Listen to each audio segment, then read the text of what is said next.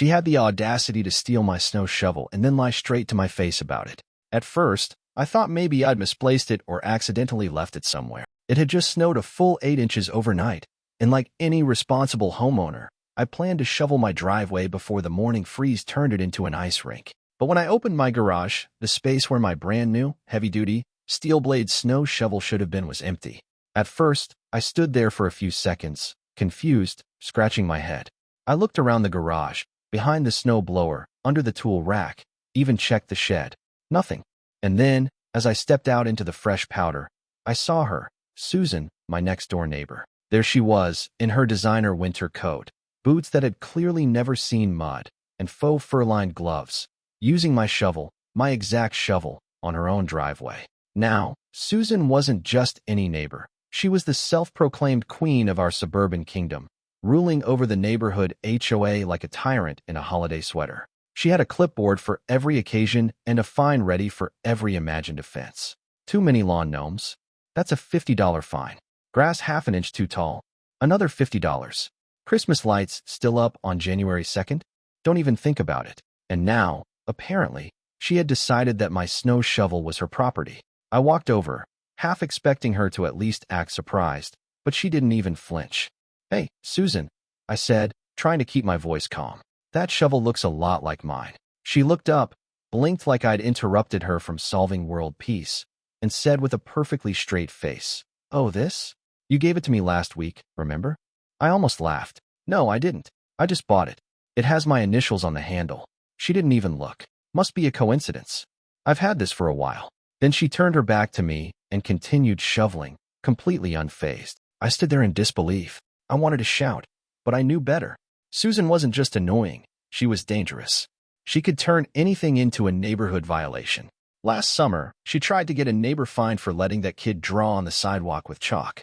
Visual pollution, she called it. I backed off, biting my tongue, and went inside. But I wasn't letting this go. I tried to be civil. I went to the next HOA meeting, hoping to raise the issue formally. Of course, Susan was sitting at the head of the table, smiling like a cat with a mouthful of canary. I calmly brought up the shovel situation, even had the receipt and a photo of it from last week still sitting in my garage.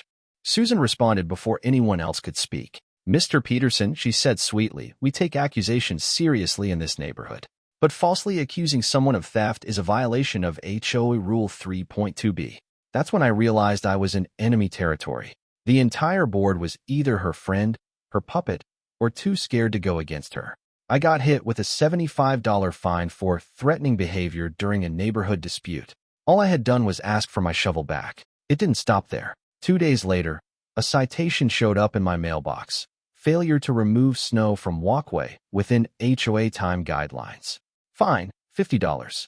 I stared at the paper in disbelief. How was I supposed to shovel snow with no shovel? It was the very definition of a catch. 22. As the week went on, I became the punchline of our little suburban soap opera.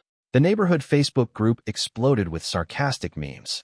Someone posted a photo of Susan holding the shovel like a trophy with the caption, "Finders keepers." Another neighbor, who clearly had too much time, made a bingo card titled, "Things Susan Find You For." My name was squarely in the middle of it. Susan wasn't just rubbing it in. She was thriving off it. I caught her one afternoon taking selfies in her driveway, posing with the shovel like it was some kind of Instagram influencer accessory. She had the gall to tag the photo. "Thanks to a generous neighbor for gifting me this beauty." I wasn't generous. I was furious. But I wasn't stupid, either.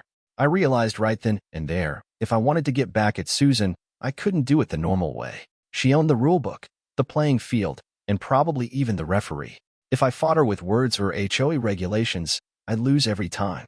But there was one thing I knew better than her: how to build. I'm not just some guy with a driveway. I'm a mechanical engineer. I spent 10 years in extreme climate research projects across Alaska and northern Canada. I've seen ice do things that would shock most people, and I knew that in the right conditions, with the right system and a little creativity, nature could do my dirty work for me. That night, I sat at my kitchen table, sketching out ideas, calculating water volume, air temperature, freezing rates. I didn't even touch my dinner. My mind was racing. My fingers tapped against my coffee mug like a war drum. I wasn't going to scream or threaten or call the police. I was going to create something beautiful, something epic, something cold. The next morning, I went outside and looked at the layer of snow covering Susan's property line. I watched how it clung to her bushes, how it stuck to her fence posts. I sprayed a little water with my garden hose on one side. It froze almost instantly in the frigid morning air. I smiled. It wasn't about the shovel anymore. It was about the principle. Susan had declared war. She just didn't know yet that I was building the perfect revenge. A revenge she would wake up to one icy morning and never forget. And it all started with one stolen shovel. The idea took root deeper than I expected. I couldn't stop thinking about it. Susan had made it clear that she lived above consequence. She could take what she wanted, twist the story in her favor, and weaponize the HOA like her own personal army. But what she didn't realize was that I had no interest in fighting her by her rules anymore. I was done with meetings and citations. If she wanted to play dirty, I'd show her what real, creative payback looked like. This wasn't going to be loud or violent. It was going to be slow, silent, and icy. Literally, my vengeance was going to come with a cold front. I started with research. I watched how the temperature dropped each night, how the snow crusted over by dawn, how the wind moved through the gaps between our houses. I'd lived here long enough to know the patterns of winter, but this time I was looking with purpose. I pulled out old climate charts, checked frost points, and did a few experiments in my backyard. I sprayed water on my fence and watched how quickly it froze. I timed it. I adjusted the spray pattern, tested mist nozzles, checked pressure and angles. My neighbors probably thought I was losing it, but I was just getting started. Susan, in her usual obliviousness, went on with her daily routine. She hosted her ridiculous HOA meetings via Zoom, now always in front of a fake fireplace background and wearing her collection of snowflake-themed sweaters. She made passive-aggressive posts in the neighborhood group about certain people who couldn't handle the cold and their responsibilities. I didn't engage. I didn't comment. I just watched. I planned. And every day that passed, I got closer to turning my backyard into a winter engineering lab. I ordered supplies online: hoses, multi-directional nozzles, outdoor timers, and a few portable water tanks. I knew I'd have to operate quietly. If Susan caught wind of what I was doing too early, she'd find some ridiculous clause to shut it down. So, I worked late at night when the neighborhood was asleep and the temperature was just right. I mounted the nozzles on wooden posts and connected them to the hose system I'd rigged up. Then, during a particularly cold evening, I turned the water on and let the system do its work. By morning, the hedge along the side of Susan's yard glistened under a thick coat of ice. It looked natural, like maybe a sprinkler had malfunctioned or there was an overnight leak. Susan noticed it, of course. She was obsessed with detail. I heard her scraping at the frozen branches with a stick, muttering something about water runoff, but she didn't suspect anything more. That was good. That was exactly what I wanted. The first layer was just the beginning. I refined the system over the next few nights. I changed the angle of the nozzles to spread the water more evenly. I adjusted the timing so the spray happened in short bursts to build layers rather than puddles. I added a thermal monitor that would only activate the system when temperatures dropped below freezing. It wasn't just freezing water, it was architecture. And every morning, the ice layer thickened. It crept higher and wider across the side of her property. One evening, as I stood in the shadows checking for leaks in the hoses, my neighbor Mike peeked his head over the fence. Mike was a retired teacher, sharp-witted and sarcastic, and definitely no fan of Susan's. "You building an ice rink?" he whispered. "Something like that," I replied, trying not to smile. He sipped from a steaming mug and chuckled. "Tell me this has something to do with the shovel." I nodded. He raised his mug. "I'll bring marshmallows when it's done." As the days passed, the ice wall grew more pronounced. It started to resemble a clear, glassy barrier, shining under the winter sun. Susan was still oblivious to the full scope of it. She thought it was some weather anomaly. She even sent out an HOA-wide email warning neighbors to check their irrigation systems. That made me laugh out loud. I wasn't using any system connected to the house. My water tanks were filled manually, and the spray was perfectly timed to avoid suspicion. To the outside world, it looked like nature was just being a bit overzealous. Of course, Susan had to overreact at some point. One morning, she marched over in her thick purple coat, carrying a yardstick and a clipboard. She started measuring the thickness of the ice on her side of the hedge. I watched from my window as she made a note, frowned, and stumped back to her house. Later that afternoon, I received a notice in the mail. Warning: excessive ice encroachment onto adjacent property. Please address immediately. I didn't respond. I didn't need to. There was no law against snow or ice accumulation caused by natural conditions. As long as I wasn't directly spraying water onto her property, I was in the clear. I kept every water drop within my line. The wind and freezing temperatures did the rest. That night, I sprayed again, letting the mist settle and freeze like clockwork. The wall grew thicker, taller. By the end of the week, it was nearly 6 feet high, spanning the entire side between our properties, a frozen wall of shimmering layers, reflecting the pale blue of the sky by day and the orange glow of street lamps by night. Susan complained again, of course. This time she tried calling the city. An inspector came out, took one look, and shrugged. "It's winter," he said. "Can't control the weather." Susan's face turned redder than her coat. She knew she couldn't prove anything. I hadn't touched her property. I hadn't installed a permanent structure. I hadn't broken a single rule. She had no idea how far I was willing to take this, but I did. The best part wasn't just the wall itself. It was watching her squirm, watching her realize that something was happening beyond her control. For once, she was the one on the defensive, and I was just getting started. The ice wall was only phase 1. I had 3 more sides of her property to cover, 3 more freezing nights, 3 more chances to remind her that not everything in life comes with a fine and a warning letter. I went to bed that night with the soft hum of the water pump in my ears and a satisfied grin on my face. The cold was my ally now, the wind my accomplice, and Susan?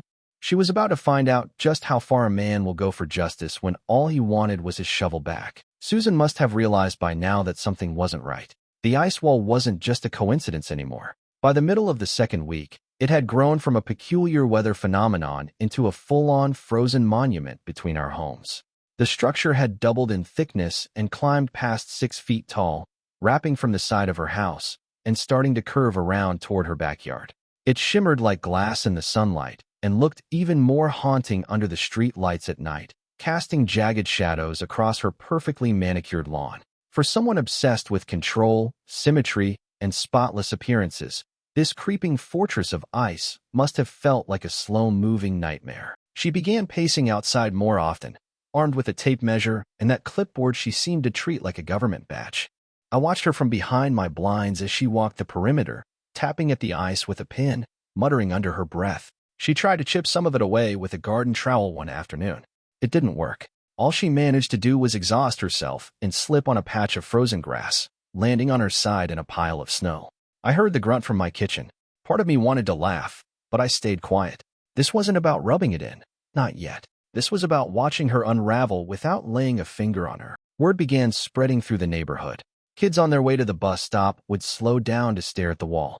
One of them called it the Fortress of Frost, and somehow the name stuck. Parents started telling their kids to stay away from that neighbor's icy science project, while others just stood at a distance and watched in amusement. One evening, a couple even walked their dog an extra loop just to get a closer look.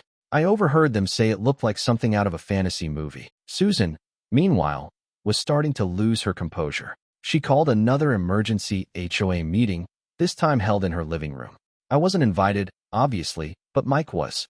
He told me everything afterward, including how Susan brought printouts of photos, temperature charts, and even a hand-drawn map of her property detailing the expansion of the ice wall. She claimed she was under siege and demanded immediate action. She wanted me fined for harassment, for property interference, for unauthorized outdoor architecture. The HOA board, mostly comprised of people who used to nod along to Susan out of politeness or fear, sat in silence.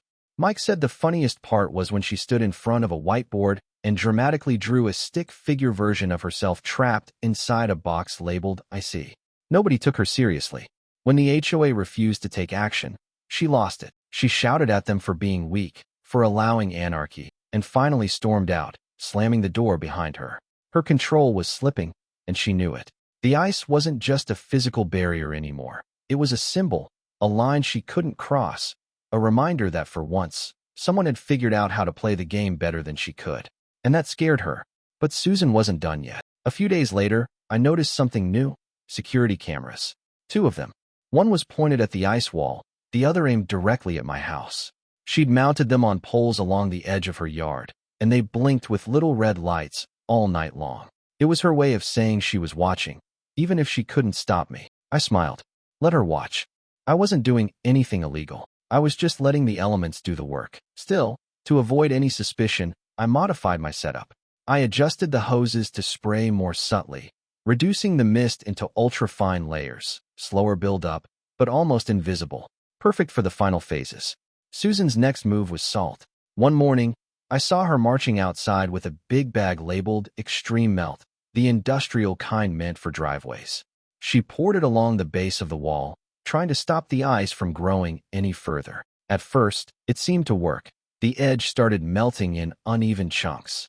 But that night, I activated the system again, and by morning, the salt had refrozen into jagged, ugly crystals that made the wall look even more sinister.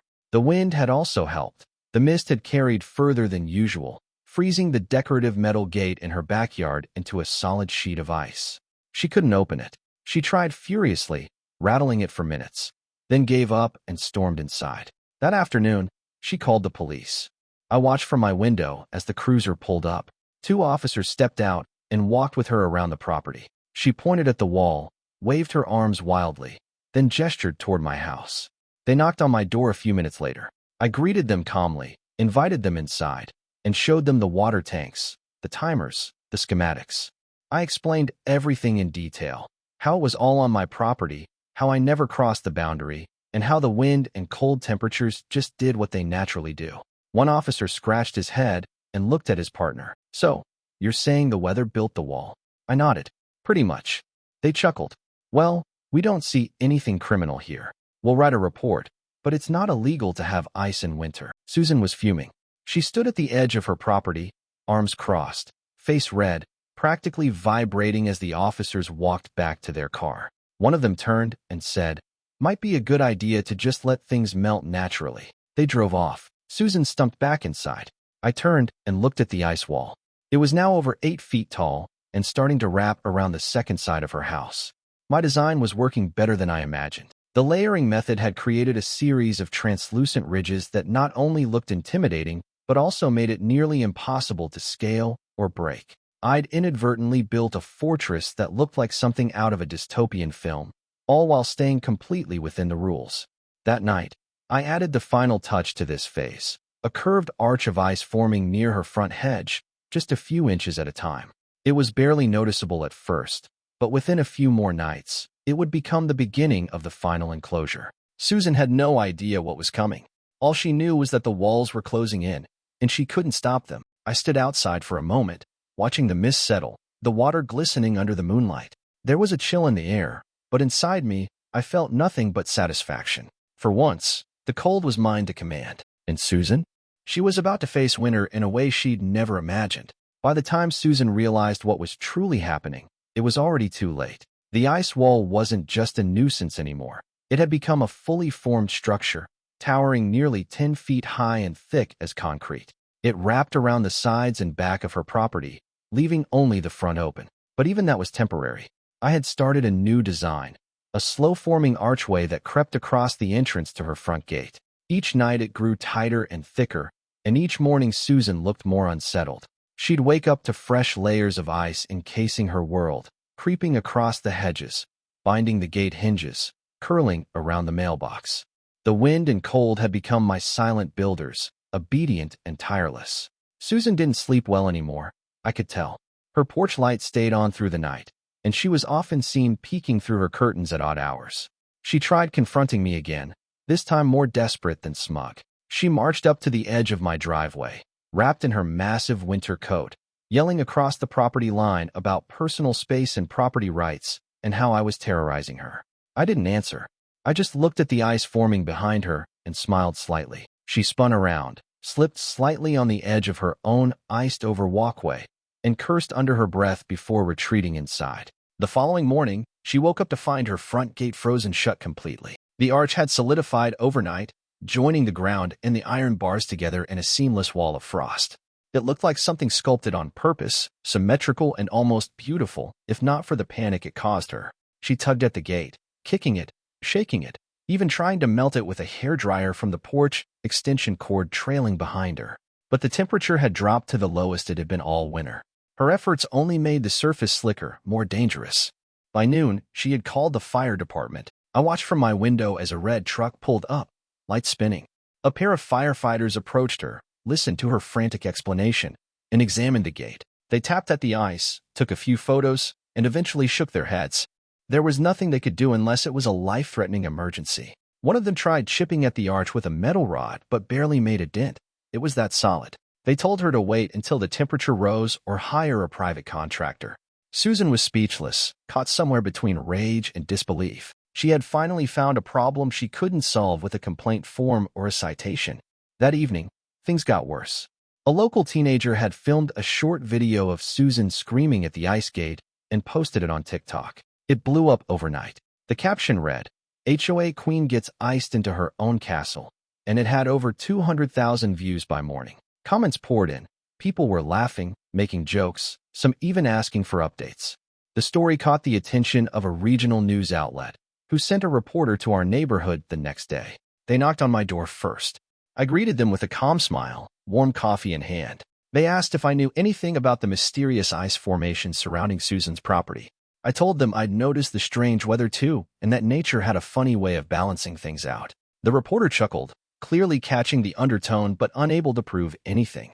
I didn't give them anything to work with, just vague, friendly comments and a few shrugs. When they asked if the ice was affecting me, I gestured toward my driveway, perfectly clear thanks to a functioning snowblower and my backup shovel. They nodded, thanked me, and walked off toward Susan's house. She refused to open the door. From behind her windows, I watched as the camera crew filmed the towering wall, the frozen gate, the now almost mythical arch of ice. The news segment aired later that evening, and our quiet neighborhood suddenly became the backdrop to one of the most bizarre stories of the season. People started driving by just to take photos. One couple even posed in front of the wall with thumbs up, jokingly calling it the Susan Glacier. I saw her peeking through her blinds, watching her world spin out of control, and for once, she didn't know what to do. To make matters worse, her house began to suffer. The thick wall of ice pressed against her exterior pipes and vents, and sometime during that frigid night, her power cut out. I saw the truck from the electric company arrive in the morning. They tried to reach the meter, but it was frozen solid. They left without fixing anything. Susan spent the entire day bundled up on her porch, trying to get a signal for her phone while huddled in a thermal blanket. The once pristine, commanding figure of our HOA president now looked like a stranded hiker on the edge of a frozen cliff. That evening, I stood at the edge of my property and looked over at what I had created. The wall was complete now, fully encasing her home in a square of ice. There were only narrow gaps left where the mailbox stood, and a small window on the upper floor remained unfrozen. She was isolated, not in danger, not harmed, but thoroughly and poetically trapped in her own kingdom. No amount of phone calls, emails, or HOA decrees could save her now. She had built her reign on rules and fear. I had answered with silence and frost. People in the neighborhood began to turn. They stopped avoiding eye contact with me. Some even waved. Mike came by and dropped off a thermos of hot chocolate, laughing as he glanced toward the icy monument next door. He didn't say anything at first, just took a sip and let out a long sigh. "You know," he finally said, "I think this is the first time Susan actually had to face consequences for anything." I nodded. Winter has a way of evening the score. He chuckled and walked away, shaking his head. That night, the temperatures hit their peak low. My system ran one last cycle, then shut off, the water tanks now empty. The wind howled across the rooftops, brushing against the ice with a sharp hiss. I watched from my living room window, the faint glow of Susan's porch light flickering behind layers of frost. Somewhere in the house, she was probably wrapped in every blanket she owned, trying to stay warm, trying to figure out how it had all gone so wrong. And still, she had no idea that all of this, every inch of ice, every frozen gate, every camera flash and viral video, had started with one small, stolen snow shovel. The ice began to melt slowly, not in a dramatic, rushing way, but in a steady, deliberate drip that seemed to stretch time itself. Days passed, the temperature crept above freezing, and the fortress I had built around Susan's house began to weep like a defeated giant. The clear, smooth walls of frost turned cloudy, water streaming down the sides in thin trails. The arch over her front gate lost its perfect shape, sagging slightly before breaking off in heavy chunks that landed with dull thuds on the pavement. The structure that once stood tall and silent had begun its inevitable return to water, but its purpose had already been served. Susan didn't show her face much anymore. After the power outage, the news segment, and the viral videos, she had become a ghost in her own home. I rarely saw the porch light flicker on, and the cameras she had installed were now dripping with water, the lenses fogged over and blind. The wall had never harmed her physically, but it had done something far more effective. It stripped her of her illusion of control. Every plan she made, every attempt to fight back, had been met with silence and nature's quiet force. She hadn't just lost power in her house. She'd lost her power over the neighborhood. The neighborhood itself had changed. Where once people tiptoed around Susan, obeying her rules out of fear of fines or confrontation, they now gathered in driveways and porches, laughing, talking freely. Someone even made custom mugs that read, "I survived the ice wall winter," and gave them out at a spontaneous block party. I was invited for the first time in years. People actually came up to me to talk, not just nod or wave politely. They wanted to hear the story. I never confirmed anything, never admitted a thing, but the looks, the knowing smiles, it was all understood, even without words. The story had spread like wildfire. It was a new legend for our quiet suburb, one that would be told for years. Susan's grip on the HOA unraveled completely. A petition began circulating to remove her as president, and within days, over 80% of homeowners had signed it. People recounted every petty citation, every ridiculous fine, every moment of control she'd clung to so tightly. It all came back to haunt her. The final meeting, held in the community center, was almost ceremonial. Susan didn't even show up. A vote was cast. She was officially removed from her position, replaced by a retired nurse named Linda, who believed in things like communication and fairness. It felt like the ice had melted from more than just her house. It had lifted from the entire neighborhood. A few days later, a for sale sign appeared on Susan's front lawn.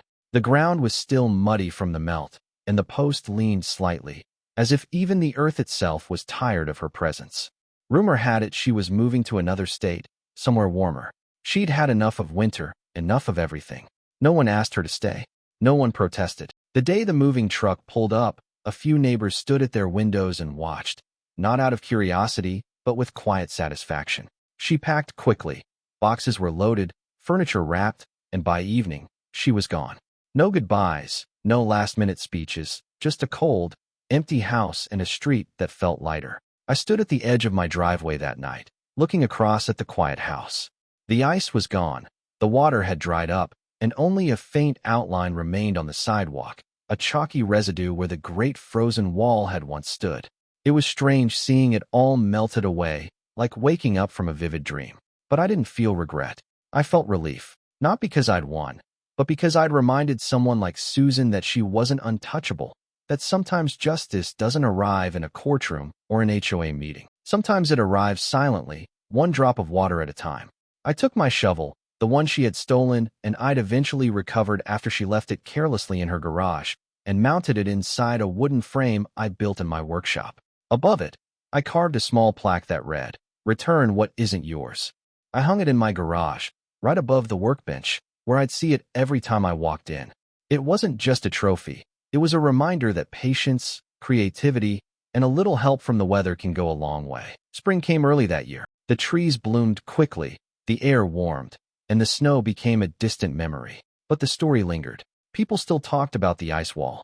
New families moving into the neighborhood would hear whispers of what happened that winter, and someone would always point towards Susan's old house and say, "That's where the Frost Queen used to live." Kids made up stories, turning it into a kind of suburban fairy tale. I didn't mind. Let the legend grow. Let it be a lesson. I walked with Mike one evening, a casual stroll through the neighborhood. He was grinning the entire time, still amused by the whole ordeal. "You know," he said, "I think that ice wall did more for this neighborhood than any HOA meeting ever did." I laughed. Maybe nature should run the board next time. He raised his eyebrows. "If it starts snowing in July, I'm blaming you." We walked in comfortable silence for a while. The streets were peaceful. Kids played outside again. Lawns weren't measured by perfection, but by effort. The whole place felt more human, less plastic, less controlled. As we reached my driveway, I looked back one last time at the now quiet house across the street. Empty, silent, cleaned of its past. Mike turned to me and said, "So, what are you going to do next winter?" I smiled, unlocking my front door. "Hopefully nothing. But if someone ever tries to steal my shovel again, well, let's just say I have the blueprints saved." He laughed, shook his head, and walked off down the street. Inside, I sat down in my armchair by the window, the one that faced Susan's old yard.